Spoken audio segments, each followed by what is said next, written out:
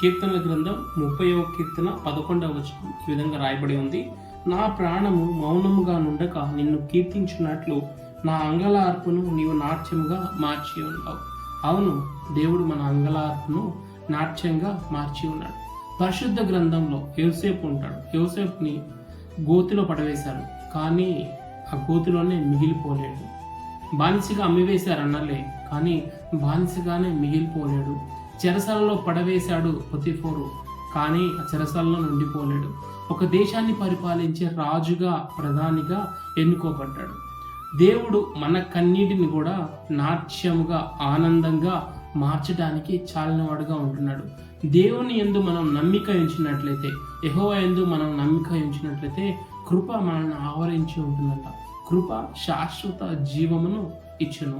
ఏ కష్టంతో అయితే, ఏ కన్నిటితో అయితే ఈ వాక్యాన్ని చూస్తున్నావో, యోసేపును హెచ్చించిన దేవుడు, యోసేపును విడిపించిన దేవుడు, యోసేపును రక్షించిన దేవుడు నిన్ను కూడా రక్షించడానికి, నిన్ను కూడా హెచ్చించడానికి, నీ కన్నిటిని నాట్యంగా మార్చడానికి చాలినవాడుగా ఉంటున్నాడు.